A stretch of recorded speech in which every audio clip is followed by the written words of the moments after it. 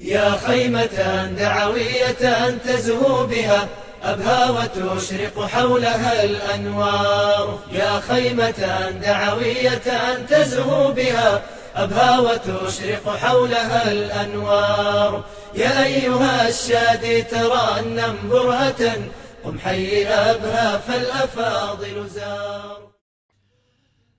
بسم الله الرحمن الرحيم.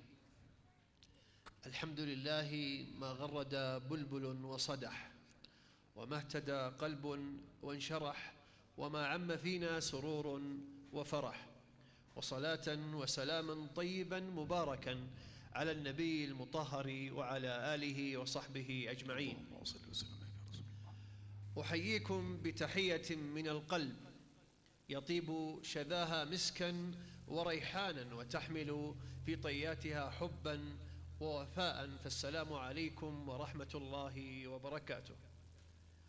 مساء أبهاوي جديد، وحضور مختلف لأنشطة خيمة أبهى الدعوية حين تطل عليكم ببرنامجها بدون رسميات، لتحضر لكم ضيفين من أبناء المكان ورمزين محليين ووطنيين ساهما ولا يزالا في الحراك التنموي والثقافي والإداري والأدبي. ضيفين مدعوين لينثرا على الأسماع أزهارا تأثير عبقا حالما للكلمات المزجاة على أرصفة التجربة والخبرة ومحطات الحياة. فأنتم بإقبالكم وأنتم بإنصاتكم تلتقطون ومضات خاطفة وقصص حياة مختصرة وإضاءات تصلح أن تكون معالم على الطريق. احترت تجاه ضيفي هذا المساء وبأيهما أبدأ في مشوار التقديم. هل أبدأ بالترتيب الأبجدي للاسم الأول أم أغلب عامل السن وخطوات الحياة؟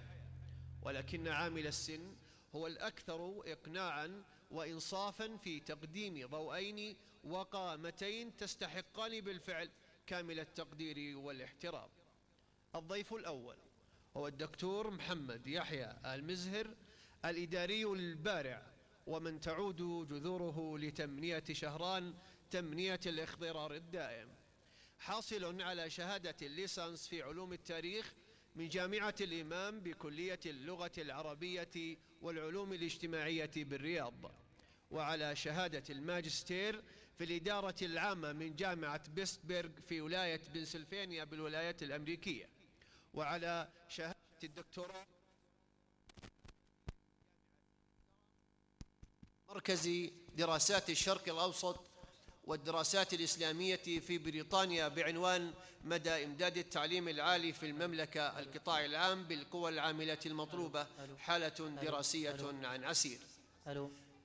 تقلد العديد من المناصب الوظيفية والقيادية، من أهمها تحكيمه للعديد من الأبحاث والمشاريع التي تحال من مدينة الملك عبد العزيز للعلوم والتقنية في الدراسات الإدارية، وكان أميناً للغرفة التجارية الصناعية بأبها، وعضواً في العديد من المجالس واللجان كعضويته في المجلس البلدي بدورته الأولى، ورئاسته الحالية للجنة أصدقاء المرضى في منطقة عسير، وعضويته في جمعية حقوق الإنسان والمجلس الاستشاري للندوة العالمية للشباب الإسلامي بالمنطقة الجنوبية، وعضويته بلجنة الأهالي الرئيسية بالمنطقة. يعمل الآن رئيساً لقسم العلوم الإدارية بكلية العلوم الإدارية والمالية في جامعة الملك خالد، ولديه العديد من الكتب والأبحاث في طريقها للنشر. الضيف الثاني هو الدكتور أحمد علي آل مريع، الأديب الألمعي، حاصل على شهادة البكالوريوس في اللغة العربية من جامعة الإمام محمد بن سعود، وعلى شهادة الماجستير في الأدب والنقد من جامعة أم القرى بمكة المكرمة، وحصل من خلالها على جائزة الشيخ محمد باشا رحيل للنقد الأدبي الحديث مناصفة مع أعمال عبد الحكيم راضي، وهو حاصل على شهادة الدكتوراه في تخصص فلسفة الأدب والنقد بأطروحة تحت عنوان خطاب الجنون في التراث العربي. تقلد العديد من المناصب الوظيفية والقيادية، لعل من أهمها عمله كنائب لرئيس نادي الأدبي في دورة سابقة، ومديرا للمكتب الإعلامي بكلية المعلمين، وعضويته في العديد من الجمعيات واللجان، كعضويته في رابطة الأدب الإسلامي العالمية، وكذلك جمعية الأدب السعودي وجمعية اللهجات والتراث الشعبي. يعمل الآن أستاذا جامعيا في قسم اللغة العربية بجامعة الملك خالد، ورئيسا للنادي الأدبي بأبها. له 10 مؤلفات مطبوعة ومنشورة، وقائمة تطول من المشاريع والبحوث العلمية والمؤلفات المنشورة والمخطوطة، وجمع من المقالات والأوراق الأدبية والعلمية، وهو محكم للعديد من الدراسات العلمية والبحوث الأكاديمية والأعمال الأدبية في مسابقات ثقافية وعلمية مختلفة. سيتناول الضيفين في هذه الأمسية الولادة والنشأة، السنين الأولى من العمر ورسم الملامح المبكرة، التعليم بمراحله الثلاث وخطوات النجاح، الوالدين وقصة الصمود لتتويج ابن، معالم في مشوار الحياة ورجال لا يزالون في الذاكرة. ومن ثم ننتقل في الفصل الثاني إلى الأسرة وإسهامها في المضي للأمام، والملائمة بين المهام الحياتية والوظيفية واحتياج الأسرة، ومحطات الوظيفة من أين بدأت وأين حطت رحالها الآن، المستقبل القادم ماذا يرسم كل ضيف له لننتهي للنجاح، وسلم التحديات وعوامله كيف يجيزها ضيفينا من خلاصة التجربة. وسأضع الحوار حرا ومفتوحا لأبدأ مع الدكتور محمد يحيى المزهر. بسم الله الرحمن الرحيم، الحمد لله رب العالمين، الصلاة والسلام على نبينا محمد وعلى آله وصحبه وسلم أجمعين.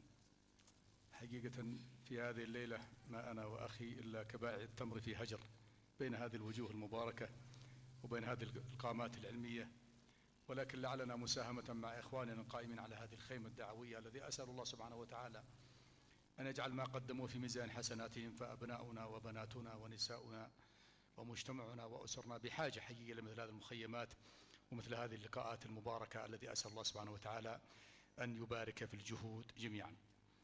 حقيقة أنا ودي قبل ما نبدأ في حياتنا الذاتية أنني عندي حقيقة ورقة يسمح لي المقدم أنني أخرج عن النص نوعا ما. نحن نعيش هذه الأيام يا أخوان تحديات كبيرة على جميع الأصعدة، ومنها على سبيل المثال تحديات التغيير المتتالي على مجتمعنا، تغيرات سريعة جدا أحيانا لا يستطيع الإنسان حقيقة يلاحقها، تغييرات مكثفة كما يقولون احتلت السماء واحتل الفضاء، وأصبحنا الآن حقيقة يعني أسرى لهذه الشاشات الموجودة. هذا التغيير المكثف في النواحي الإدارية والنواحي العلمية والنواحي الاجتماعية والمؤسسية، تحديات العولمة بمخالبها السبع، مخلب الفكري، الاقتصادي، السياسي، الديني، العسكري، بكل مخالبها القادمة، والذي ما ندرك حقيقة، لعلنا كثير ما ندرك حقيقة هذه المخالب التي بقت تصل حقيقة إلى عوالمنا العربية والإسلامية. تحديات التكتلات الاقتصادية والسياسية، ثورة المعلومات، الهندسة الوراثية، إعادة هندسة الإدارة، والإدارة هي المحرك لحياة الإنسان منذ طفولته حتى مماته. إذا أفلسنا في الإدارة أفلسنا في كل القيم وفي كل جوانب الحياة. تحديات فهم وتفهم الآخرين، سواء مع أبنائنا، مع زوجاتنا، مع أسرنا، مع مسجدنا، مع مجتمعنا، مع حولنا، مع هذا العالم الذي أصبح الآن هو عالم مرسوم في قرية صغيرة. تحديات أخرى كثيرة، ولعلنا إن شاء الله في هذه الليلة نضيف بعض الأمور المهمة لأبنائنا وبناتنا. السؤال: ماذا أعددنا لهذه التحديات كأباء وأمهات وكبار في السن؟ ماذا نقدم حقيقة لهذا المجتمع ولأبنائنا اللي أصبحوا الآن حقيقة من خلال هذا الضغط الموجود ومن هذا التغير السريع في مسار حياتنا الاجتماعية؟ ماذا نقدم وماذا نحصن؟ كما يقول الدكتور عبد الكريم بكار: العيش في الزمن الصعب، ومن أصعب الأزمنة التي نعيشها في هذه الأيام كيف نربي هذه الأجيال، كيف نبث فيها الروح، كيف حقيقة نساعد. هذه حقيقة إطلالة سريعة جدا على ما نحن نعيشه، ولعل الحقيقة ما أخذنا في هذه الحياة. أما بالنسبة لميلادي ونشأتي فأنا من ميلاد 1375 هجرية، ولعل كبر السن اللي أعطاني حقيقة الأفضلية تقدم مع الأخي وزميلي الدكتور أحمد هو الأديب الأريب حقيقة والمقدم كذلك. درست درست في الفيصلية في أبها المرحلة الابتدائية، السنة الثالثة ابتدائي، كان اسمها المدرسة الفيصلية، قريبة من بيت الشيخ عبد الله بن يوسف رحمه الله وأسكنه فسيح جناته. درست الأصول الثلاثة على يد الشيخ رحمه الله، وأنا أدعو له دائما بحسن الخاتمة. ثم أخذت نصف السنة السادسة في المدرسة السعودية في أبها، ثم رجعت مرة أخرى لظروف كانت في أبها غير مواتية لمواصلة الدراسة أيام حرب اليمن وإشكالات كبيرة جدا، فعدت إلى قريتي وأخذت حقي شهادة السادسة الابتدائية من مدرسة سعد بن وقاص. ثم دخلت المعهد العلمي في أبها، وكان لا يدخل الطالب المعهد العلمي إلا باختبار لمدة أسبوع كامل. كان من يدخل المعهد العلمي يعتبر حظيظا، لأن الراتب 210 وراتب العسكري أيامها 170 ريال، فتصور الفرق الكبير جدا. و210 وأنا شاب يتيم لم أرى والدي في حياتي، ربتني والدتي رحمه الله وأسكنها فسيح جناته، فكان هذا الراتب بالنسبة لي شيء كبير جدا. أيضا لأعيل أسرتي من بعدي، وأيضا أعيل نفسي، وأيضا أتعلم في مكان حقيقة مربوق. كل واحد يتمنى أن يدخل المعهد العلمي. أنا ذاك حصلت على الشهادة الثانوية من المعهد العلمي، وللأسف الشديد لحقتني السنة السادسة. كان المعهد العلمي 5 سنوات، فاللي قبلي حظوا يعني كان قبلي الدكتور أحمد سيف الدين البخاري ومجموعة من الزملاء حظوا بالسنة الخامسة، كانت الثانوي فقط 2 ثم مدوه السنة الثالثة، فلحقت السنة السادسة. ثم دخلت جامعة الإمام وحصلت على البكالوريوس في علوم التاريخ من جامعة الإمام محمد بن سعود الإسلامية. ثم أيضا أكملت جامعة الإمام تحت الفرصة للدراسات العليا، وحصل على دبلوم اللغة الإنجليزية من معهد الإدارة، لأن في جامعة الإمام لا ندرس اللغة الإنجليزية إطلاقا. احنا ما شاء الله جهابذة في اللغة العربية وفي الأدب وفي العلوم الشرعية والعلوم الدينية. فأكملت البرنامج دبلوم معهد الإدارة في اللغة الإنجليزية، ثم ابتعثت لأمريكا للحصول على ماجستير في الإدارة العامة والعلاقات الدولية، ثم الدكتوراه في بريطانيا من مركز دراسات الشرق الأوسط والدراسات الإسلامية. وعدت إلى المملكة حقيقة لأقدم ما أستطيع أن أقدمه مشاطرة ومشاركة ووفاء لهذا البلد المبارك الذي أعطاني الشيء الكثير ولم أقدم إلا الشيء القليل. أسأل الله سبحانه وتعالى أن يبارك في الجهود. هذه نبذة سريعة جدا عن نشأتي وعن دراستي وعن مراحل التعليمية. ننتقل إلى التعليم بمراحل الثلاث وخطوات النجاح. والله خطوات النجاح ليست سهلة جدا. خطوات النجاح كما قدمت في مقدمتي هي تحدي كانت في الماضي، كان صلف العيش وضيق الحياة وضيق ما في اليد وعدم وجود الوسائل المتاحة لنا الآن هي أكبر تحدي يواجه الإنسان. كنا في أبها نأتي من القرى مساكين، لا نعرف المدينة ولا نعرف ما داخل المدينة، نأتي من القرى. حتى أذكر كانوا أهل أبها ينكتون علينا أبناء القرى نكت حقيقة كانت فيها نوع من السخرية ومن السذاجة. كنا نسكن حقيقة في عبارة عن عزبة بنسميها عزبة، عبارة عن دكان لا يوجد فيه حتى دورة مياه ولا وسائل حقيقة حديثة. وكان يعني الصراع بيننا هو من يحصل على حقيقة على النجاح، لأن أيضا لما ترجع للقرية وإذا ما نجحت حقيقة صفقوا عليك المزارعين وأهلك وقالوا أنت إنسان فاشل وأنت. فكان أمامنا صراع في الحياة، وصراع الحياة من الجانب المعيشية، وصراع أيضا صعوبة الدراسة. كانت الدراسة أيامها ما في والله أعمال سنة ولا في والله غرف الدرجات مثل ما هو موجود الآن. احنا ندف الطلبة دف الآن يلا الخراج انهم يتخرجون. أيام زمان كنا نختبر أذكر ألفية ابن مالك والدكتور أحمد يعرف 1000 بيت غيبناها بالعصا، عرفنا حقيقة إعرابها وتشكيل. والله كنت أذكر كان يدرسنا السادس من الدكتور محسن حوران سوري، أي خطأ أي غلطة في تشكيله عصا نأكلها في الفصل. فحقيقة كانت الدراسة يعني شديدة والمناهج شديدة والاختبار في آخر السنة في المنهج كله كاملا. وكان المعهد العلمي يعتبر حقيقة عن جامعة مصغرة، أنا أقول والله جامعة مصغرة، كانوا خريجها أنذاك حقيقة يتحدون خريج بعض الجامعات حقيقة في عصرنا هذا. فكان التحدي كبير جدا. التحدي هو صعوبة الحياة، ضيق ما في اليد، صعوبة الدراسة. أيضا كنا نستغرب في المدن هذه لما نأتي من القرى تكون المدن حقيقة علينا نشعر بالغربة فيها الشديدة. وكانت الدراسة تستمر يوم الخميس، ما كان في جزاء إلا بعد ما نأخذ نصف نهار يوم الخميس، ثم فقط نقضي مع أهلنا فقط يوم الجمعة، ونأتي يوم السبت ما تجود بحقيقة أريحية أهلنا من الخبز ومن الدقيق ومن بعض حقيقة المتطلبات اللي نحتاجها حقيقة، لأن رواتبنا زمان كانت تتأخر 4 و5 أشهر أذكرها. كان المطرفي الله يذكره بالخير هو المحاسب لنا فتتأخر رواتب علينا، نستلف من بعض الأقارب في أبها ومن بعض الأصدقاء على أساس أن حقيقة نمشي حياتنا المعيشية. فهذا هو كان تحدي حقيقي، مثل ما تحديات التغيرات الآن. الحياة الآن سهلة، ما يصير فيها صعوبة، وسائل الاتصال سهلة جدا، الدروس ما عادها صعبة مثل زمان، لكن التغيرات الآن والتحديات على الفكر البشري وعلى عقلية النشء حقيقة الآن هي التحدي الخطير جدا، وتحدي العقول هو حقيقة أصعب حقيقة من تحدي الحياة العامة. أشرت في دقائق سابقة إلى أنك لم تشاهد والدك، وبالتالي تنحصر قصة الصمود في بناء الابن للوالدة.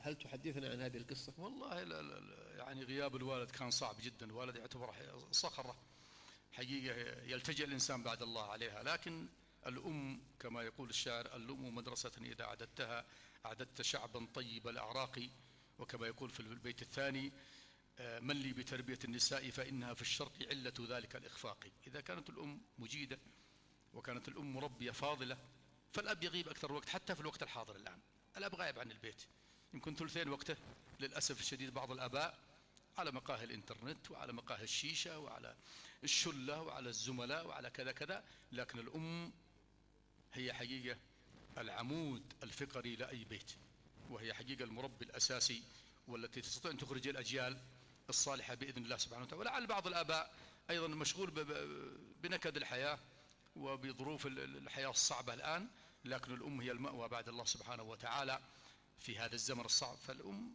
الله وفقها سبحانه وتعالى ولمت أمرنا، وكانت تحلم، وكان أبي أيضا كذلك يحلم بأن نتعلم، لأن كان يعمل في الطائف في فترات متقطعة يكد حقيقة على لقمة العيش، فكان يرى أبناء الحضر يعلمون أبنائهم، فنقل هذا الهم لوالده. وكذلك كتبت في رسالة الدكتوراه في مقدمتها أنني أشكر بأن هذا أنا حلم لوالدي انتقل إلى والدتي، وأيضا حققت هذا الأمر بإذن الله سبحانه وتعالى، وكدت وكدحت وبذلت جهود جبارة جدا.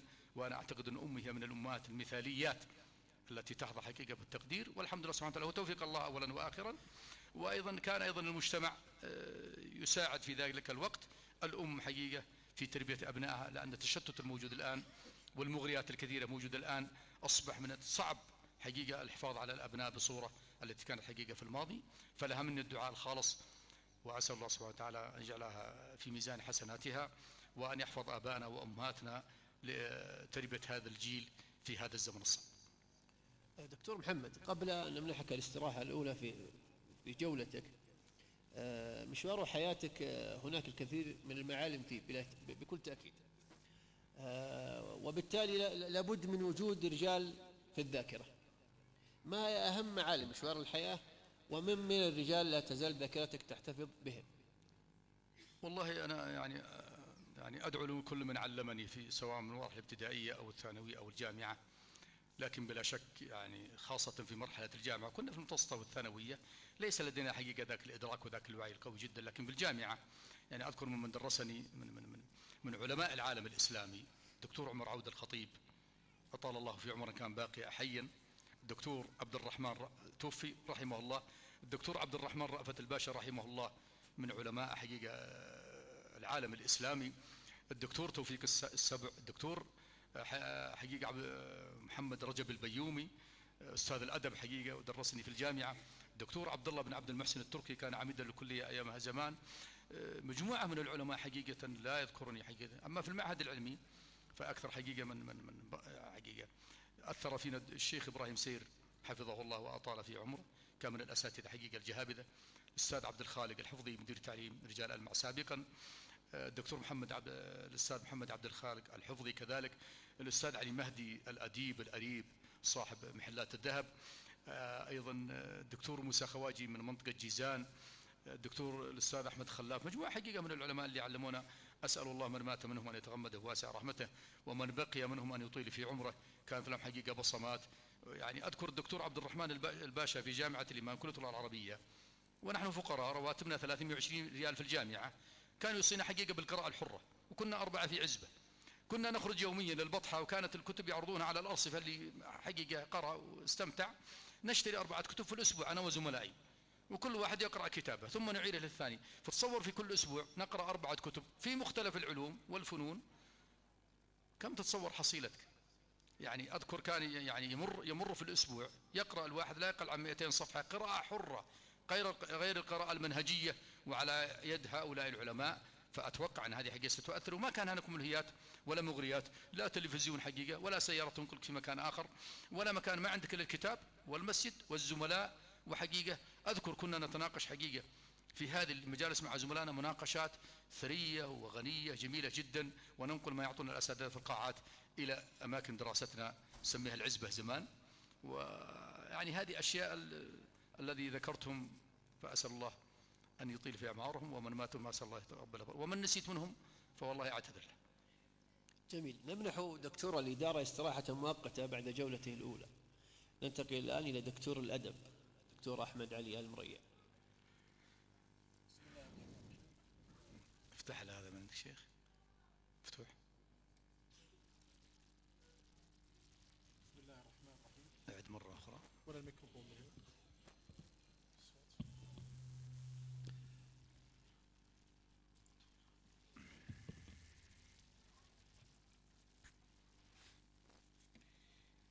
بسم الله الرحمن الرحيم. الحمد لله أحمده حمدا طيبا مباركا فيه، وأستعينه وأستغفره وأستهديه، وأحمده وأثني عليه الخير كله.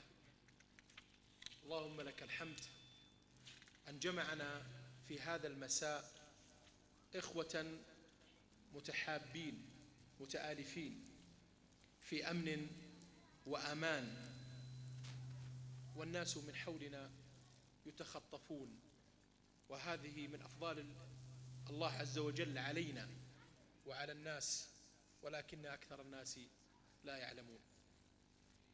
وأصلي وأسلم على سيدنا ونبينا محمد وعلى آله وصحبه ومن والاه.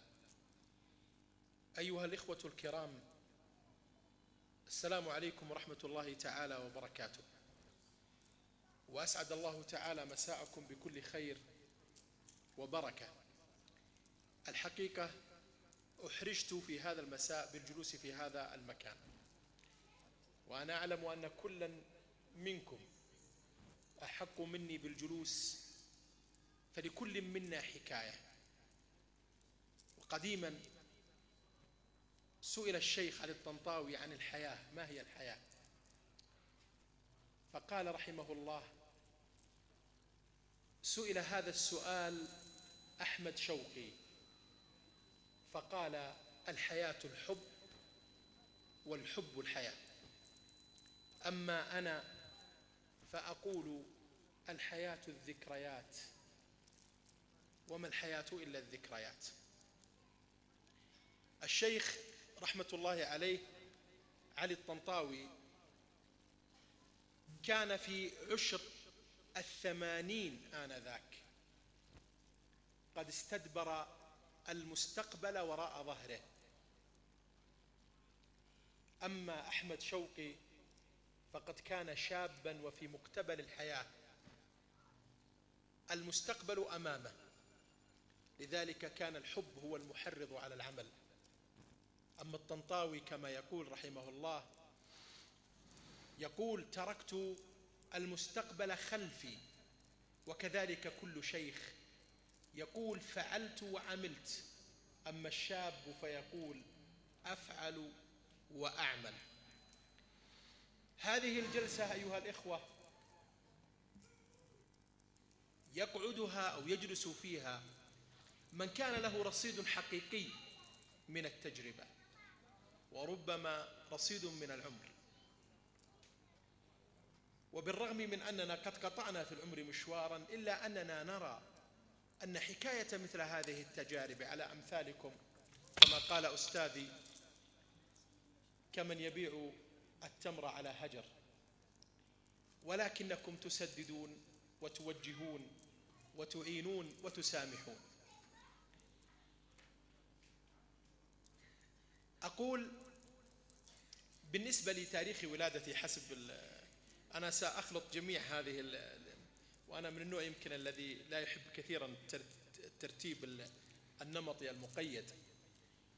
ولادتي كانت في جازان في عام 1390 هجرية، يوم 25 من شهر 7. والدي كان عسكريا، ولذلك ارتحلت من جازان مباشرة في الأسابيع الأولى إلى أبها، ومنها إلى الخميس.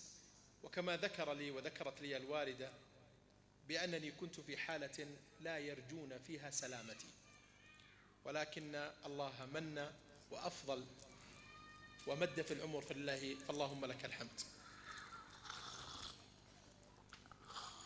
لا طبعا هذه الفترة يمكن لا تحضر في الذاكرة كثيرا.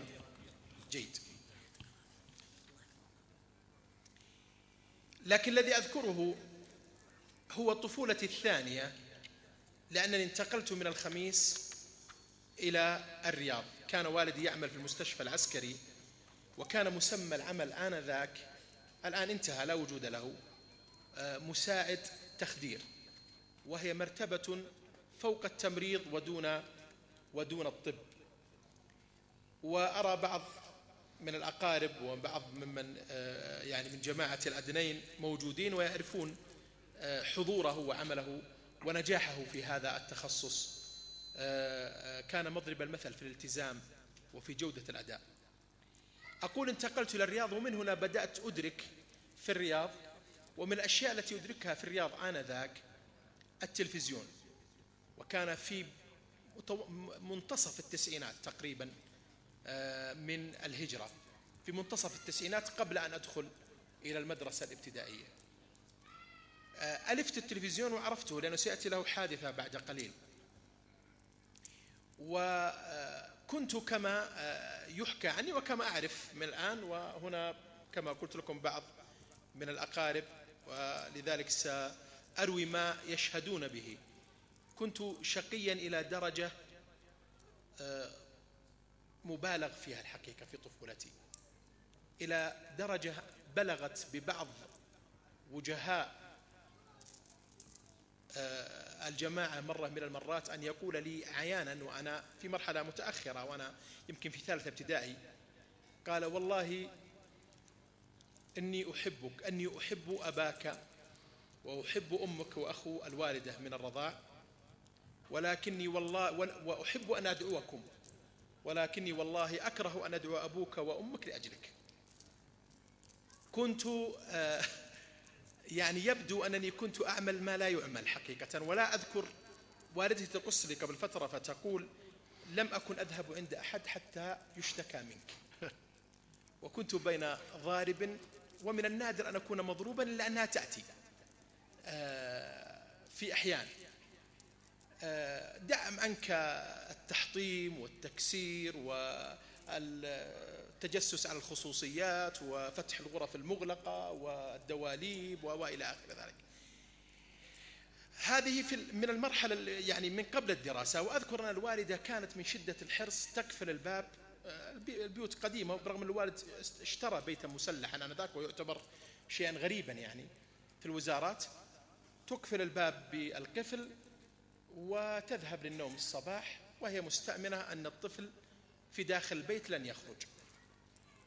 ولكنني وجدت حيلة، وهي بالملعقة، أن أخلع مسامير الشباك القريب من الأرض بمراحل. طبعا ظلت فترة طويلة حتى خرجت، وآخذ الشباك وأخرج الخارج وأفعل ما أريد، ثم أعود من نفس الشباك وأعيد الشبك وأقفل النافذة. وتأتي الشكاوى للوالدة بعد ذلك، فتقول: والله أحمد في البيت ما خرج، وأقسم لها أنني ما خرجت وأني موجود في البيت.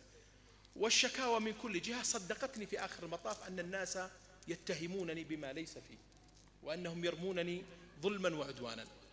وبعد فترة من الزمن اكتشف الوالد وهو ينظم أن هذا الشبك مخلوع، واتضحت بقية الحكاية.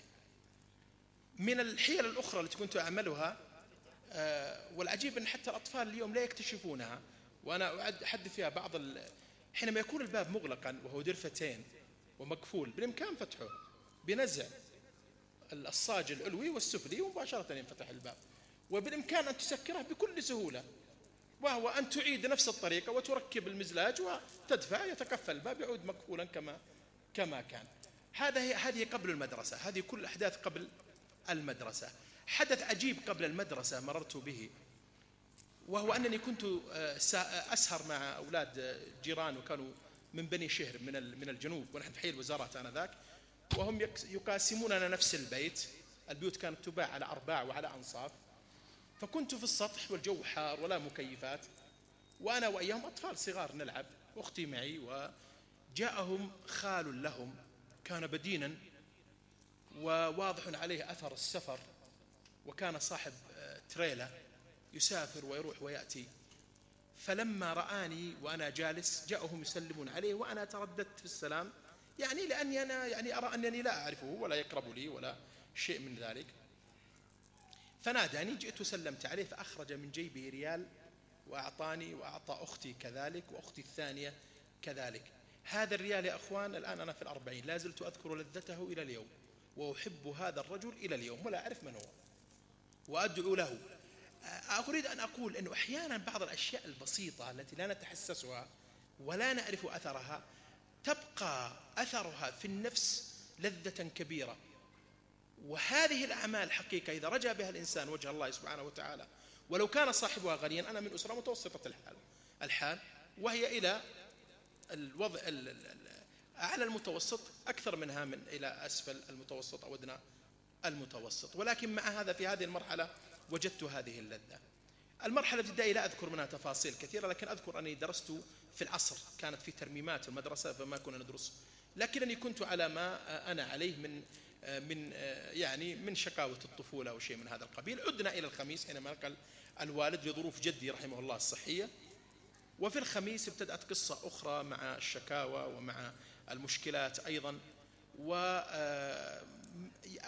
فقط حادثة واحدة، وكان في عدد الحقيقة من الحوادث، لكن لو قلت مثلا أول أسبوع وصلنا إلى أبها إلى الخميس، استأجرنا فسكننا في بيت، وكان التلفزيون يشتغل ساعات محدودة، والمنطقة لا تعرف التلفزيون آنذاك.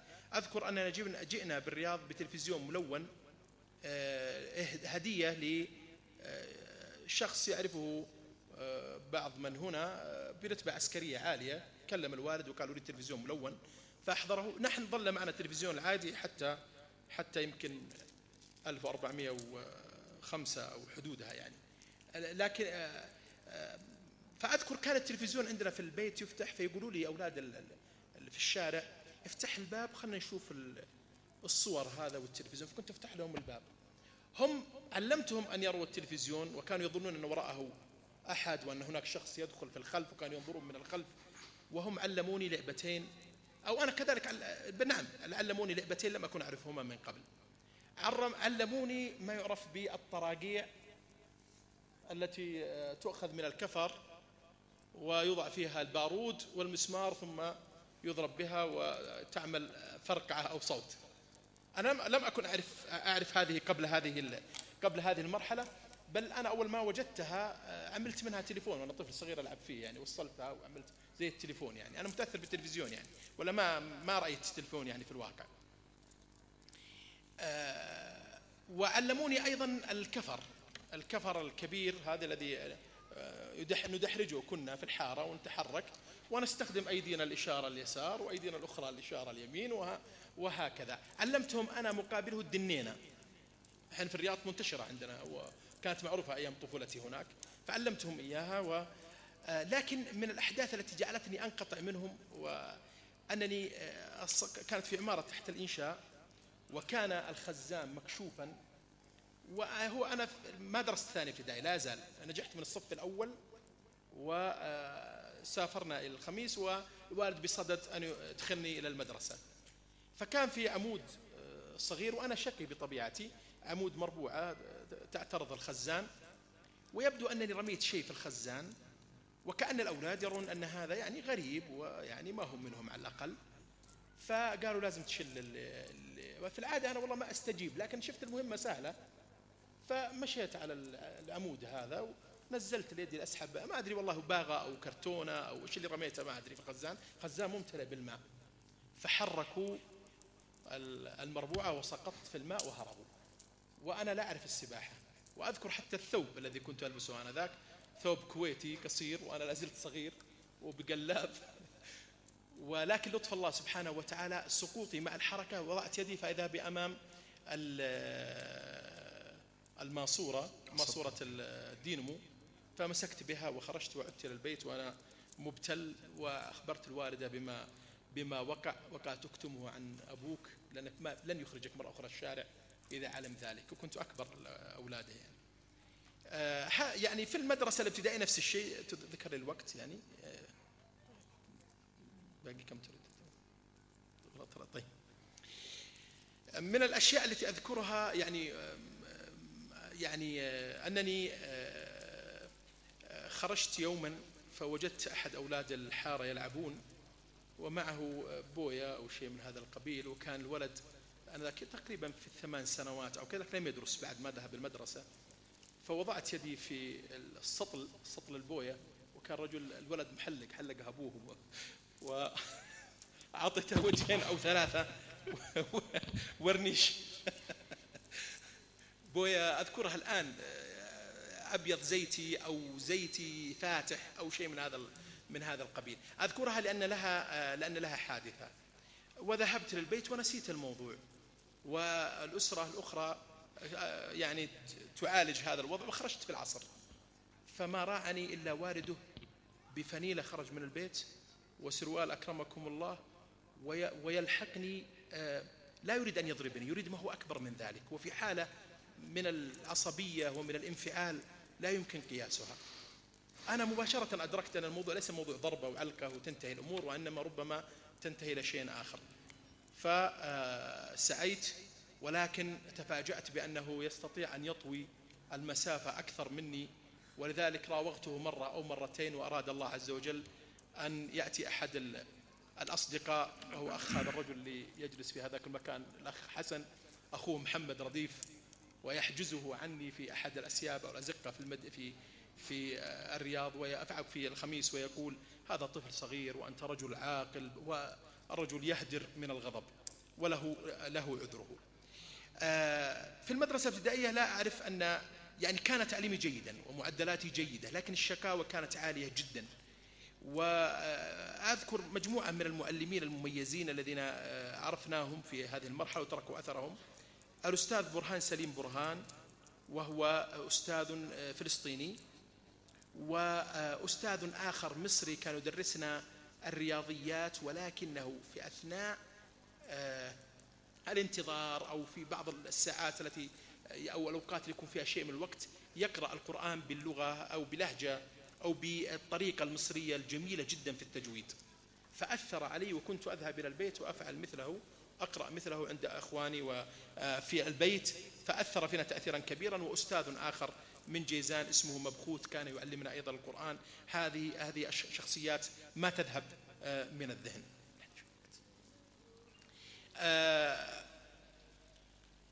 بعد ذلك أنا طبعا أكملنا التعليم، وكان التقدير تقريبا في الجيد جدا، لكن يعني انتقلت كنت أريد أن أذهب إلى المتوسطة وأنا أكون طبيبا، لأني كنت أذهب مع أبوي في المستشفى، ولكن أراد الله عز وجل أن يختطفني المعهد العلمي وأتقدم إليه، فوجدت بيئة مختلفة تماما عن غيرها من البيئات. وجدت حينما دخلت إلى المعهد لم أجد أساتذة يعني كما نعرف، يمكن أستاذ أو أستاذين، لكن وجدت علماء حقيقة، علماء يعني أذكرهم الآن، وأذكر ما حصلنا في تلك الفترة من فائدة ومن معرفة لا يمكن الحقيقة أن نكتمها أو أن نتجاوزها. الشيخ إبراهيم سير، الشيخ عبيد الله الأفغاني رحمه الله، الشيخ سعد الحجري، الشيخ يحيى معافى رحمة الله عليه، وهو شيخي الأقرب الذي كنت أقرأ عليه بعض الأمور بين فترة وفترة. طبعا المعهد كان بيئة مختلفة تماما، ولم يكن يعكر صفو المعهد إلا شيء واحد، وهو ما أود أن ننبه إليه إخوة الفضلاء من المشايخ والذين يتصدون للعمل الدعوي ويتصدون للوعظ والإرشاد وتدريس الفقه أو العلوم العظيمة هذه، هو الطلاب. بعض الطلاب يلتبسون بالمشايخ ويتصلون بهم اتصالا لصيقا، ثم يسيئون استخدام هذه الصلة بالشيخ فيسقطونها تعنيفا على الطلاب الآخرين إما بفعل تنافس الأقران، وإما بفعل تفسير وتأويلات خاطئة لبعض سلوكيات زملائهم وإخوانهم في المدرسة، فيولد ذلك نفور نوعية من الطلاب لا تحسن التملك ولا تحسن المجاملة، وقد تكون لها شخصيتها المعتدلة الطيبة، ولكنها لا تتطابق 100% مع الشخصية التي درج المشايخ على تقريبها. لذلك أنا أبين أن على الشيخ وعلى المعلم والمربي الفاضل الذي تصدى لتعليم مثل هذه العلوم، والذي هو في مقدمة يعني أهدافه التربية، أن يحاول بقدر الإمكان أن يراقب مثل هذا المشهد. وكم من زملائنا الذين أقصوا عن أذان الظهر لأجل مخالفات بسيطة كانت في شخصيتهم. المرحلة الجامعية، إذا تريد أن توقف توقفت. طيب.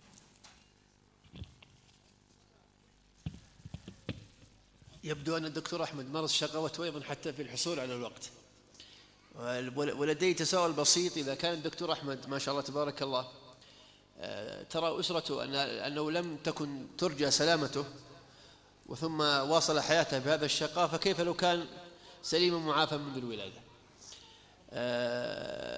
الأمر الآخر الذي استفدت منه أنا برفقة ضيفين ربما سأهديهما مقولة علي الطنطاوي، ولزاما عليهما أن يروا أن الحياة هي الذكريات والذكريات هي الحياة، فيما أنا لا أزال أرى أن الحياة هي الحب والحب هو الحياة. ننتقل للدكتور محمد آل مزهر، وقبل أن نخطو إلى الأسرة وإسهاماتها أشار لي إلى كتب ينصح بقراءتها واقتنائها، ولعله يبدأ بها قبل أن يحصل على جولته الثانية. الشيء المؤثر حقيقة في حياتنا سابقا هم الأساتذة في التعليم، وأيضا الكتب اللي كنا نقرأها. طبعا أوصي أولا بكتاب الله والكتاب الجامع الشامل يدفي الإنسان حقيقة بغيته. كتاب الله يعمل له ورد يوميا يقرأ فيه لو حتى صفحة ولا نصف صفحة. الكتاب الثاني حقيقة لعلني يعني أنتمي لهذه الفئة، وهم رجال أثروا في التاريخ أو أيتام أثروا في التاريخ، ولعل مكتبة العبيكان، وأولهم الرسول صلى الله عليه وسلم. ولعل قصة الرسول يعني في اليتم الذي مر به ومضايقة أهله له ومحاربته والتهم بأن ساحر وكاهن وكذا وكذا وكذا. اقرأ قصة الرسول صلى الله عليه وسلم، أيتام صنعوا التاريخ، وقصص أيضا أيتام على مستوى العالم صنعوا التاريخ. هذا هو حقيقة كتاب أوصي به لقراءته لمن هو أيضا في مثل حالتي أنا. دكتور أحمد كان حضيض بأن والده كان حقيقة حي، ولذلك كان حقيقة يستمتع بحياة فيها من الفوضوية الشيء الكبير، لكن كان الدكتور أحمد عنده ما يسمى بالهايبر أكتف، يعني عنده نشاط غير طبيعي، وكان المفروض أن يعرض على طبيب نفساني، لأن حقيقة في بعض أطفالنا الآن في المدارس عندهم هذه الحركة فرط في الحركة الهايبر، ولذلك يجب أن تستغل، لأنه هذا عبارة عن نباهة وعن ذكاء حقيقة أكثر من اللازم لم تستوعبه الأسرة. فكان الدكتور أحمد حضيض، لأنه لم يكن حقيقة يتلقى علقات ساخنة مثل ما كنت أتلقاها من والدتي في أي خطأ أخطأه أنا وإخواني جميعا، علقة ساخنة حقيقة لكنها يعني جميلة جدا تذكرناها بعد. الكتاب الثاني الواحد نصراني اسمه مايكل يسمونه، كتب عن 100 رجل أثروا في تاريخ البشرية، وموجود الآن في المكتبات. ولا تتصور أن أول واحد هو الرسول صلى الله عليه وسلم، هو الذي أثر في تاريخ البشرية حتى تاريخه الآن. ولذلك الإسلام الآن هو أكثر دين ينتشر في العالم الآن، بغض النظر عن العداوات الموجودة الآن للمسلمين والعالم الإسلامي الآن. الإسلام يدخل كل بيت كما قال صلى الله عليه وسلم، من بيت من مدر لا يدخل، دخله الإسلام الآن. أمريكا الآن فيها 31,000 مكتبة عامة تغذى بالكتب.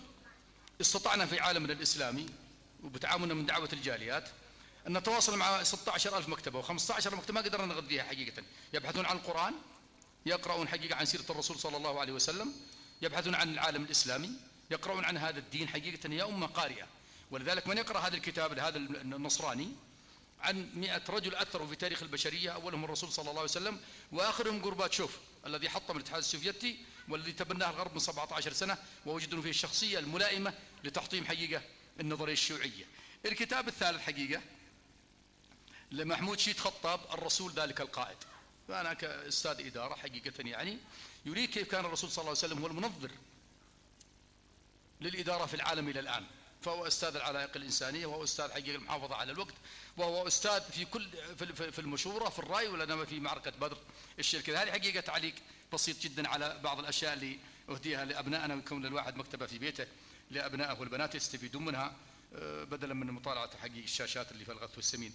أما ما هي الأسرة وإسهاماتها في تربيتي؟ الأسرة سابقا يا أهل هي القرية، هم الجيران، هم الأهل، هم الأقارب، هم كل من تربط بهم صلة. كان في حقيقة أسرة كبيرة جدا، يعني يرعانا مع الوالدة، يرعانا جيراننا، يرعانا أعمامنا، أهلنا، المسجد، الشارع. كانت الأسرة كبيرة واسعة جدا، وتتلقى التعليم من كل هذه الأسرة الكبيرة. الأسرة اليوم أصبحت محصورة في جدران، وأصبحت البيوت الآن عبارة عن ممالك خاصة لأهلها، ما حد يدري حقيقة وش داخل البيت هذا، وهذه مشكلة كبيرة جدا الآن. أصبح الشارع يربي الآن، التلفاز يربي الآن. حقيقة أصبحت الأسرة الآن مفعولها قليل جدا، لأن أصبحت أسرة صغيرة وداخل كيان حقيقة مقيد بجدران معينة. وأيضا لم يكن هناك الآن ما صدق تقول ولد أخوك الآن تقول والله يا أخي ترى ولدك شفته كذا ورأيته كذا كذا، يزعل أبوه عليك، وتبدأ العلاقات حقيقة تنتهي. بينما كنا في القرية يعني إذا أخطأنا في المسجد أي واحد من الجماعة تأخذ لك كف وتشرب عليه ماء. لو علمت أمي في البيت آكل علقة ثانية، وأسمي أبة فلان وأمة فلانة وجدة فلانة وخالة فلانة. أدبيات كانت موجودة حقيقة في أسرنا السابقة وفي حياتنا السابقة. الآن حقيقة حتى كلمة تسمي عمة تسمي أبا الآن ناشفة ما لها حقيقة، وهذا حقيقة من تأثير القليل جدا للأسرة الآن، لأن أصبح الأسرة دورها قليل جدا.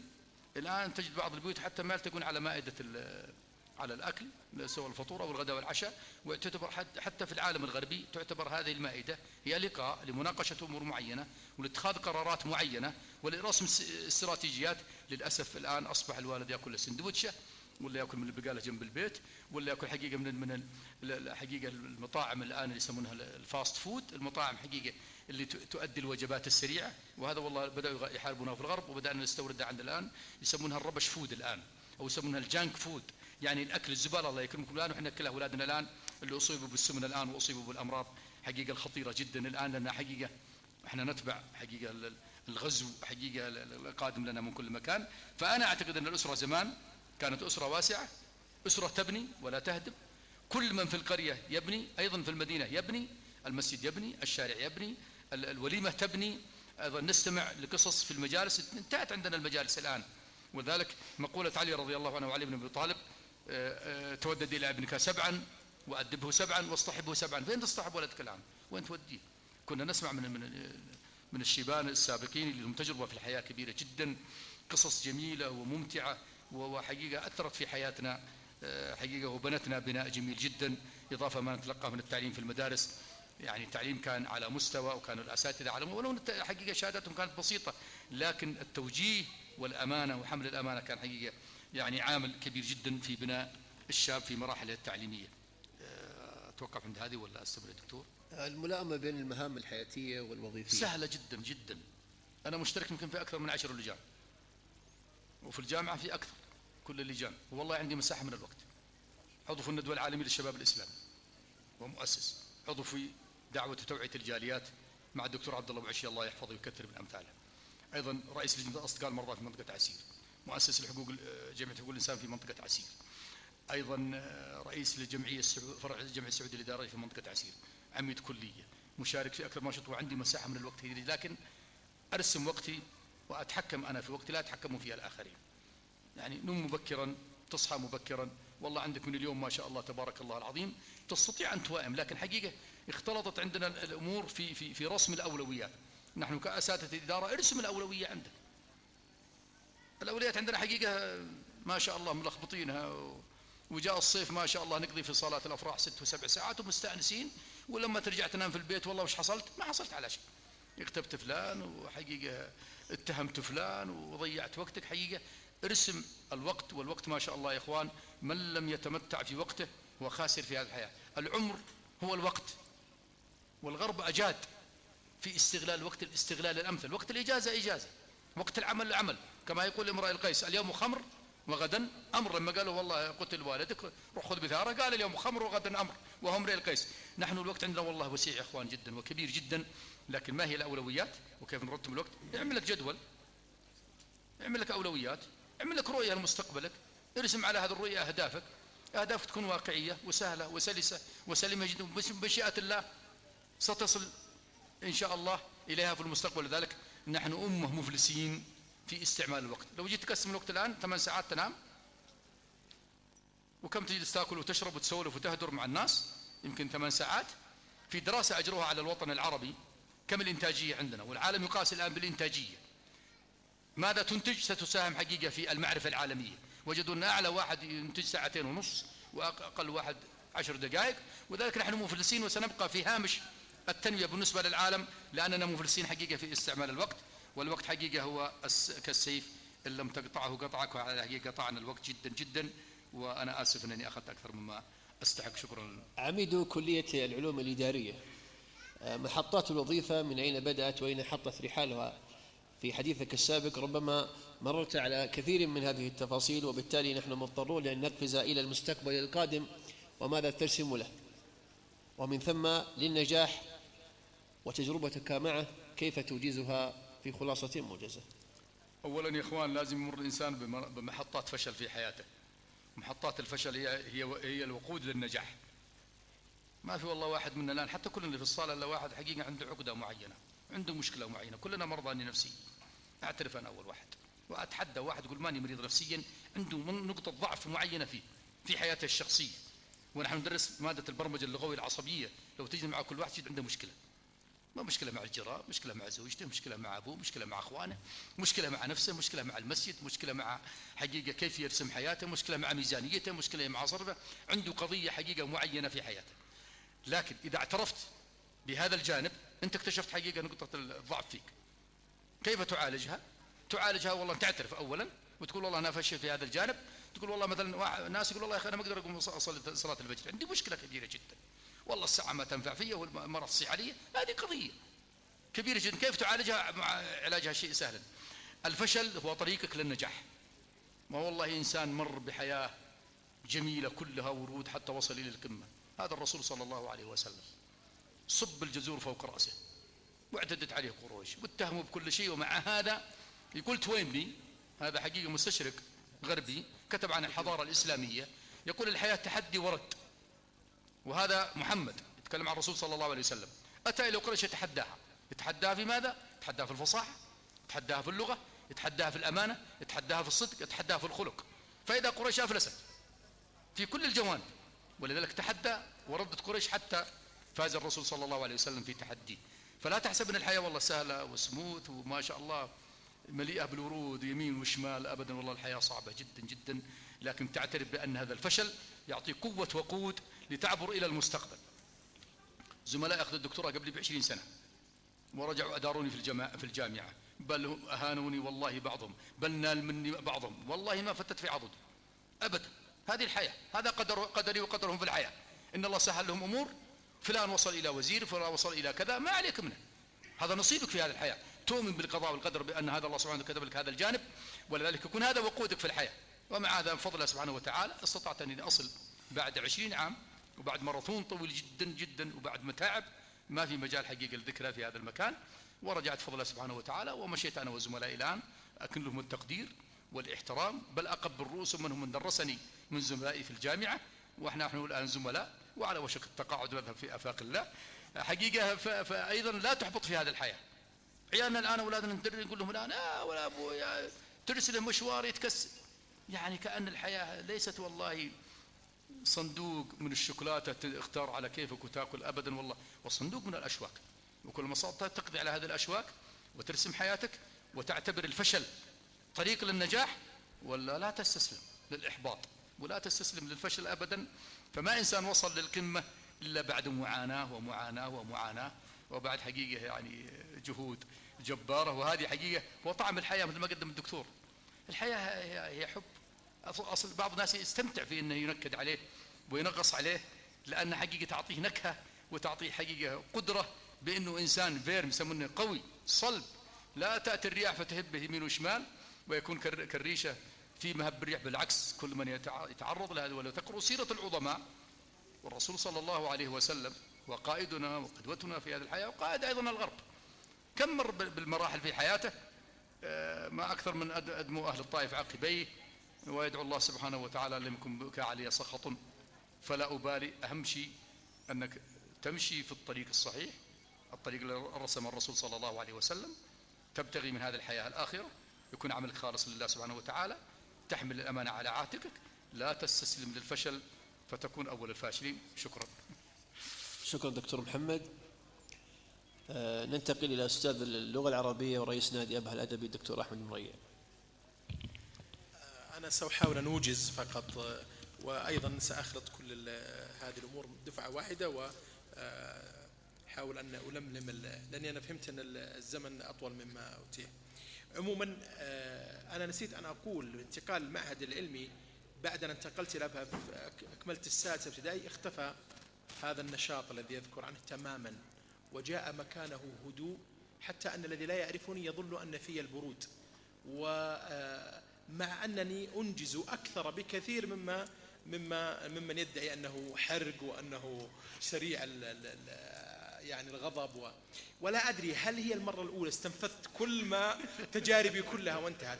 المهم في هذا الأمر وهو اللي يهمنا، يعني هو هذا المهم، أنني لا أذكر أن أبي ضربني يوما ما على شقاوة فعلتها وأنا طفل صغير، أو أن والدتي كذلك.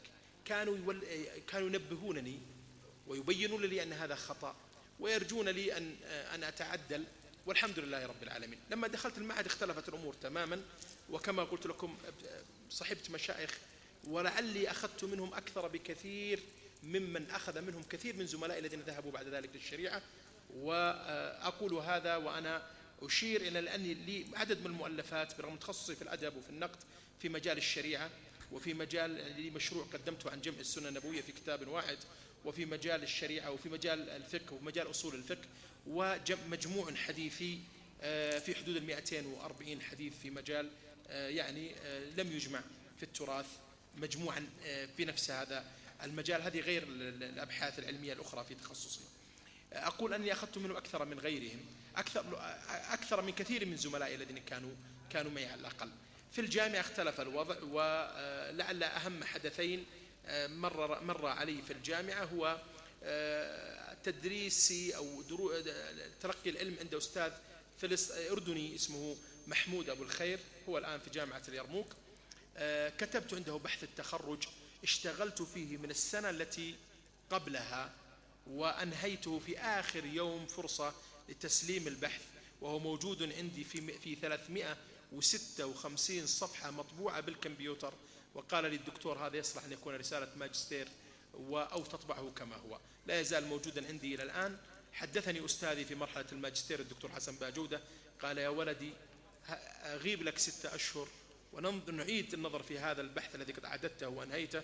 كان عن شعر النقائض في عصر في الجاهلية، النقائض المعروف أنها في بني أمية، أنا أخذتها في الجاهلية، ونقدمه بعد 6 أشهر. قلت لا، وقدمت الموضوع عن الشيخ علي الطنطاوي رحمه الله، وفتح لي هذا باب لقاء الشيخ من عام 1415 حتى عام 1420 وفاته، وكنت قد قدمت الرسالة في حياته وقرأها، وقرأت عليه فصولا منها رحمه الله، وكنت أزوره بشكل يومي في بيته في جدة وفي بيته في مكة.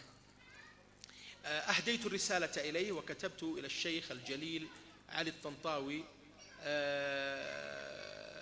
وفاء لجهادك وبيانك إلى آخره، أو لقد هممت أن أهديك هذا البحث المتواضع اعترافا بحقك ووفاء لجميل صنعك، لكن تذكرت مكانك وبيانك وجهادك واستدبارك الدنيا واستقبالك الآخرة فاستحييت. هذه الرسالة بفضل الله فازت بجائزة على مستوى العالم العربي مناصفة مع الأستاذ الدكتور عبد الحكيم راضي، وبعد 5 أو 6 سنوات، بل بعد 8 سنوات من تقديمها للمناقشة. في الدكتوراه سجلت البرنامج، وكان أستاذي في الدكتوراه الدكتور عبد الله الغذامي المشرف على الرسالة. وحينما ذهبت إلى جامعة الملك سعود نويت أن أخذ علما جديدا غير العلم الذي كنت قد أخذته في جامعة الإمام وأخذته في جامعة أم القرى. وبالمناسبة رسالة علي الطنطاوي هي مطبوعة، طبعت عن طريق الأبيكان، وطبعتها الثانية الآن اللي هي علي الطنطاوي كان يوم كنت صناعة الفقه والأدب. فأخذت موضوعا عرفت أن الغذامي فرصة وهو أستاذ قدير وكبير، فقلت أخذ موضوعا جديدا بالنسبة لي ولو أخذ علي زمن. فنظرت في آخر النظريات النقدية الحديثة اليوم، وهي نظرية ما بعد الحداثة، وقلت أخذها الآن. وأنا أزعم أنني تعاملت مع المذاهب الفلسفية بوعي من خلال قراءاتي السابقة في الجامعة، وأستطيع إلى حد كبير أن أستبصر طريقي.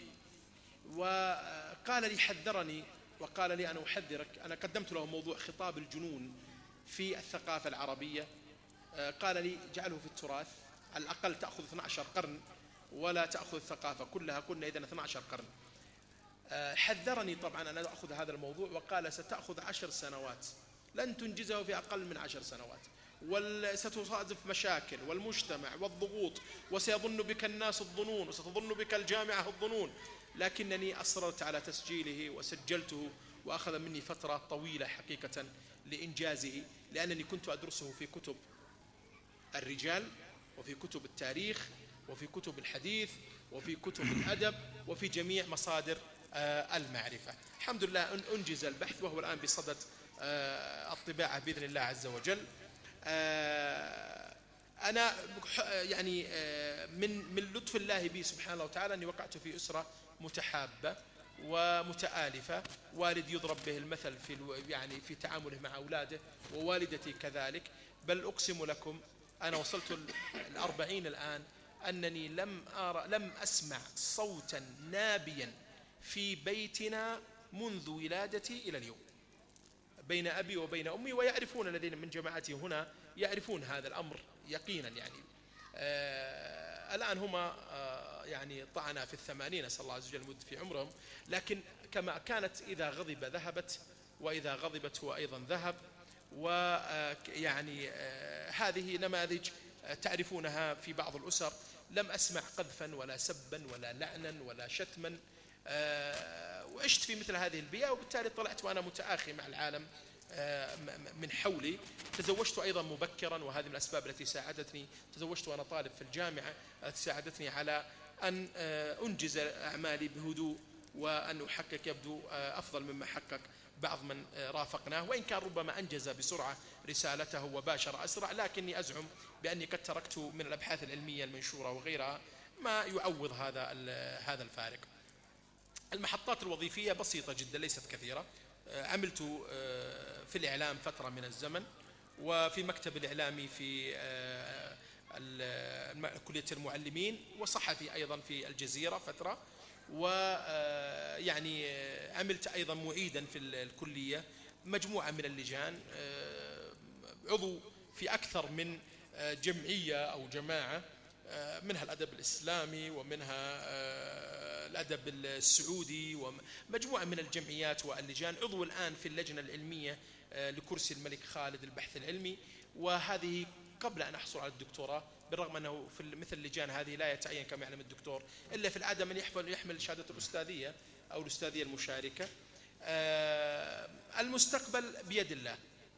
والشيخ علي الطنطاوي أنا أحبه فأحيل إليه كثيرا، يقول: سئلت أنا وإخوتي وزملائي ماذا تتوقعون أن تكونوا في المستقبل؟ منا من قال أريد أن أكون طيارا، ومنا من كان يقول أن يريد أن يكون طبيبا، ومنا من أراد أن يكون مهندسا.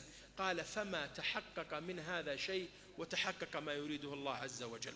نعم علينا أن نخطط، لكن كما تفضل فضيلة الدكتور جزاه الله خير، وهو من أساتذتنا ومن نتعلم منه، وله معي سلوك بسيط نسيه، ولكن الله لن ينساه، وأنا لا زلت أذكره وأنا طالب، حدثته به قبل قليل. أقول بأن يجب أن تتسع نفوسنا للإخفاق والفشل. وإذا اصطدمنا بعثرة، وأنا جربت في الدكتوراه، أنا اصطدمت موضوع صعب جدا، لكن بدل أن أترك الدراسة وأنطوي على نفسي وأن لا أعلن فشلي، كنت أنجز أبحاثا علمية ومشاريع، ولعل اطلع الدكتور على بعضها، في أكثر من حقل، ثم أعود بنفس أخرى، وهكذا حتى أنجزت الأمور. أقول بأن على الإنسان أولا أن يستعين بالله سبحانه وتعالى، فلا توفيق بغير الاستعانة به، والاستعانة بالله أوثق في الإنجاز، والله الذي لا إله إلا هو، أوثق في الإنجاز من عمل السبب، أوثق من عمل السبب. إذا أردت أن تعمل عملا فقبل أن تعمل السبب استعن بالله عز وجل، فهو الذي يتمم لك ما تريد. ثم لا تعجز، لا تعجز. حينما تأتي إلى باب تجده مسدود اذهب إلى الباب الآخر، تجده مسدود اذهب إلى باب آخر، وهكذا. الصبر، الاتساع للناس، أن تتسع صدرك لتنوع الناس واختلافهم وتعدد مشاربهم، وألا تبحث دائما عن مصلحتك معهم. ابحث يعني بقدر ما تكون عما يعني تجد أنه يحقق الموائمة بينك وبينهم، لكن لا تكن شرط هذه الموائمة المصلحة. كثر قدمنا لهم المعروف وكنا نظن أن نأخذه منهم فما جاء منهم، وجاءت المعونة من غيرهم ممن لم أقدم له وصلا بسبب من معروف. هو الله عز وجل من يدبر الأمور ومن يصرفها. البعض ينكفئ ويظهر الشر ويتعامل مع الناس بشيء من الجفوة وبشيء من الخوف، والبعض يرى أنه حينما يترفع ويبتعد عن الناس يسلم بينما ليس هذا الواقع. اتسع للناس وتقبل أخطاءهم، فربما يعود الصديق عدوا ويعود العدو صديقا، وهذه طبيعة الحياة. وليكن هدفك الأساسي هو أن يراك الله عز وجل في عملك وفي فعلك صادق النية. كل منا يخطئ في فعل أو بكلمة أو بتصرف أو يقصر في عمل واجب سأله الله عز وجل أو أمره به، لكن الذي هو في مكنتنا جميعا أن تكون قلوبنا نظيفة. هذا من أيسر الأمور، وعلينا أن نجاهد ذلك. لا يرى الله عز وجل في نيتك بغضا لأخيك ولا إساءة له، وهذا والمؤمن بعد ذلك كيس فطن في تعاملاته المختلفة. أشكر لكم الحقيقة هذا الاستماع الطيب، وبقيت نقطة صغيرة لن تأخذ أكثر من دقيقتين، إجابة لما افتتح به أستاذنا الكلام قبل قليل حينما تحدث عن اختطاف وسائل الإعلام والاتصالات الكثيرة لعقول الناشئة. أنا أقول، وأنا عاقرت الفلسفة ودخلت فيها وقرأت كثيرا فيها، بل ربما أنتجت في أو استخدمت بعض هذه النظريات. أقول أنا أؤمن إيمانا قاطعا بأن الإسلام كدين يجيب على جميع الأسئلة الأنطولوجية والوجودية الكبرى وبوضوح، كما يجيب على كل الأسئلة المادية والغيبية.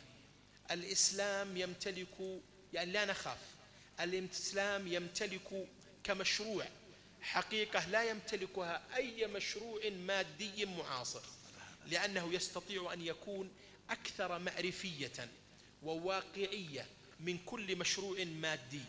يكفي أن تعرف أن الإسلام يستوعب من مصادر المعرفة ما لا يستطيع أن يستوعبه أي منهج معاصر.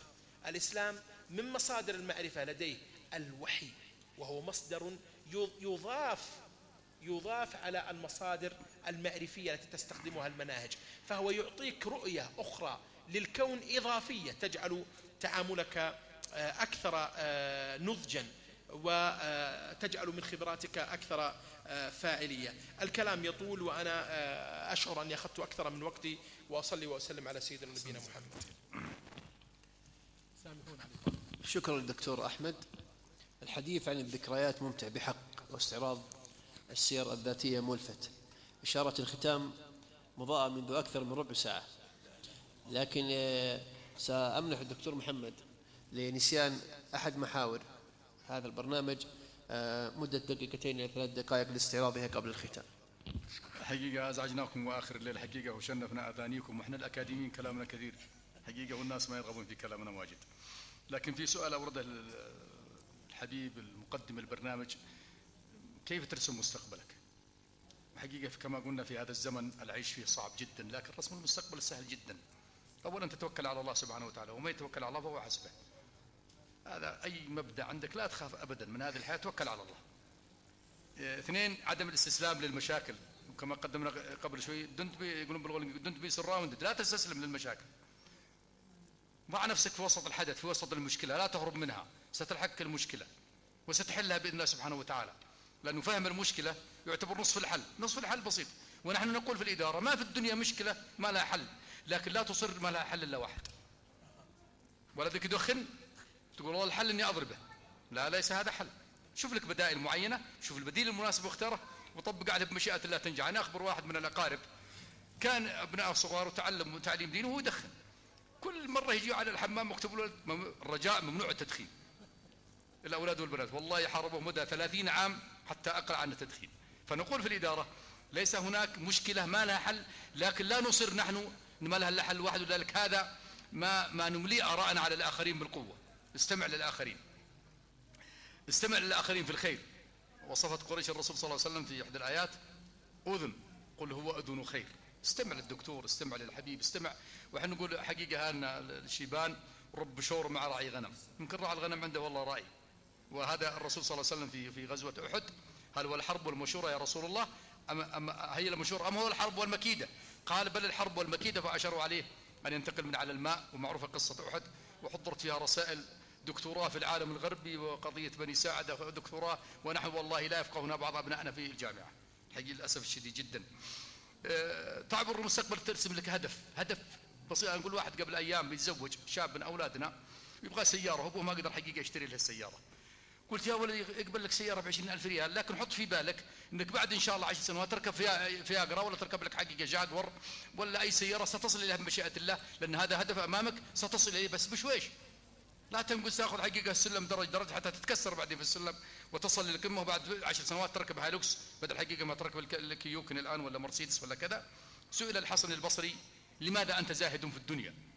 قال ادركت 4 خصال، اما الخصلة الاولى فعلمت بأن رزقي من الله سبحانه وتعالى فهونت على نفسي. الرزق من الله سبحانه. كم من الناس والله ما يتحرك من بيته ويجيه الرزق للبيت وتدق عليه الباب، وكم ناس والله يطرد والدنيا تهرب منه، كما يقول الشيخ عبد الله المصلح لأحد زملائنا في الجامعة قال يا فلان راك تطرد الدنيا والدنيا تهرب منك، وفلان من الزملاء الدنيا تأتيه للبيت. فهونت في الطلب. 2 يقول علمت أنه لا يقوم بعملي إلا أنا فاجتهدت في العبادة. والله ما حد بيصلي بدلك ولا بيزكي بدلك ولا بيحج بدلك ولا بيكون بالطاعة بدلك، فاجتهد في العبادة. 3 علمت بأن الله يراني فاستحييت أن يراني في المكان الذي لا يحب أن يراني فيه. 4 عرفت بأن الموت ينتظروني فاستعددت له. هذه حقيقة عبارة كيف ترسم مستقبلك. أسأل الله لنا ولكم إن شاء الله حسن الختام، وأسأل الله سبحانه وتعالى أن يعيننا وإياكم على تربية أبنائنا وبناتنا، وأسأل الله سبحانه أن يديم على هذه البلاد أمنها وعزها ورخاءها. نحن محسودون من جميع أنحاء العالم والله، حتى الرجل الامريكي يحسد ابن هذا البلد على الحياه. لما قلت واحد مره امريكي الدوله تعطينا قرض 300,000 نبني بيوت لنا بدون ربا بدون انترست، قال هذه حكومه مغفله. قلنا لا هذه الحكومه الصح. الامريكي الان راتبه 3 أقسام، ثلث البلز الفواتير وثلث للضرائب وثلث يعيش لا يسمن ولا حقيقه ولا يضعف، بين البين تعيش في هذا البلد في خيرات الله، امن وسلام واراده سياسيه قويه، وحقيقة وفرة اقتصادية سليمة جدا، وموقع ديني يتحكم في العالم كله، وموقع استراتيجي. حتى الطاقة الذرية الآن يبغون والله يوجدون الآن بدل البترول ذرة وجدوا في السعودية في رمال الصحراء والربع الخالي من الذرة ما يغطي العالم كله. فهذا البلد مبارك، يجب أن نحمد الله، نشكر الله، ندعو لولاة الأمر، نسأل الله سبحانه وتعالى السلامة وأن يحمينا مما حولنا من الإشكالات ومن الأشياء التي أسأل الله أن نعبر إلى بر الأمان منها. شكرا لكم لاستماعكم، شنفنا آذانكم وازعجناكم حقيقة. شكرا لأخونا حقيقة المقدم، شكرا للأستاذ الأديب الأريب حقيقة، وشكرا لكم، وأتمنى نلتقي إن شاء الله على دروب الخير، وأسأل الله من أقام هذا الخيمة أن يعينهم ويوفقهم إن شاء الله ويجعل ذلك في ميزان حسناتهم. شكرا لكم والسلام عليكم ورحمة الله وبركاته. ختاما لا يسعنا إلا أن نتقدم بالشكر الجزيل للضيفين الكريمين دكتور الإدارة محمد يحيى المزهر ودكتور الأدب العربي أحمد علي آل مريع على تلبية الدعوة واستقطاع جزء من وقتيهما لتسليط الضوء على مشوار مليء بكثير من التحديات والعقبات ومحمل بالطموحات والأمنيات. لكن خذوا من الدكتور محمد يحيى آل مزهر أن اليتم صانع الرجال وقاهر التحديات، وخذوا من الدكتور أحمد علي آل مريع أن المشاكسة ليست إزعاجا طفوليا بقدر ما هي إمكانيات مكبوتة تنتظر الزمن والعمر المتدرج. والسلام عليكم ورحمة الله وبركاته. شكرا لك. يا خيمة دعوية تزهو بها أبهى وتشرق حولها الأنوار. يا خيمة دعوية تزهو بها أبهى وتشرق حولها الأنوار. يا أيها الشادي ترنم برهة قم حي أبهى فالأفاضل زار.